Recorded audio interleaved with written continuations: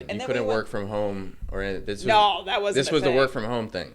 This was like long before work from home was a thing, because you couldn't do anything. Right. Then we went to the phase where you could kind of start to work from home, but we had dial up. So it would either take Right. you'd like literally unplug your phone. Yeah, to use And plug it like your into your landline, computer. you'd have to unplug. Yeah. Yeah, and then that would it would either connect in like 3 seconds or 30 minutes. So you'd like wait and listen to it make that AOL I remember noise. that noise. Yeah, Okay. yeah.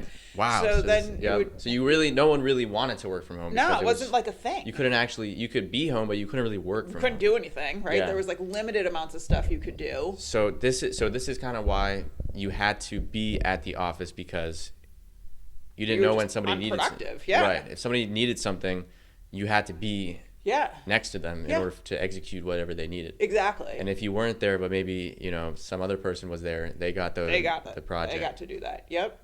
Which is, for a high achiever like yourself, is not good, because you No, want to be getting the projects. I want to get the projects, right? It's to your point, double-edged sword, right? Double-edged sword. Yeah. So I guess now we can. So is there ever all these improvements? Work from home, internet. Are there just more double-edged swords? Like before there were different ones, now they're different ones. I think everybody has to figure out how to manage it in a way that works for them, right? So we went from paging me in the office when I had a fax, right? And then you kind of roll the tape forward, and then it's like everybody has a BlackBerry.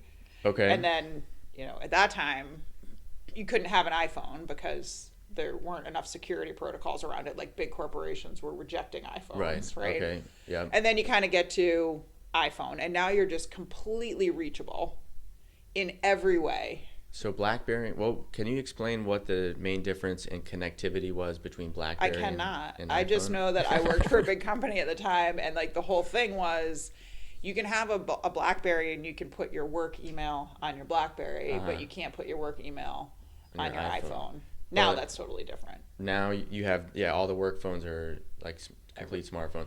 But like what, in terms of like invasiveness in your life, work spilling into your life, having the BlackBerry was less invasive than having the iPhone, or? I think it was just earlier on in the version. technology before everybody had it. I think that was the point I was making. Right? Okay. Less about the BlackBerry and more about I see. Like just the progression, right? So then it was BlackBerry, and then iPhone. And then it's like the world has opened up, right? Like everybody expects you to be reachable all the time, and then layer on like instant message and texting and all that stuff. Yeah. Now, so do your clients ever text you now? All the time. So I noticed this with real estate agents.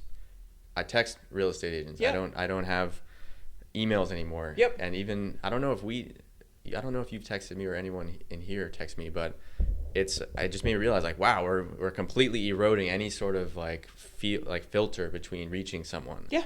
There is no filter. So I think it's up filter. to the receiver to be the filter. Right. You have to be right? able to. You have to be able to boundaries. decide, right? Just because you text me or email me, it's up to me when I respond.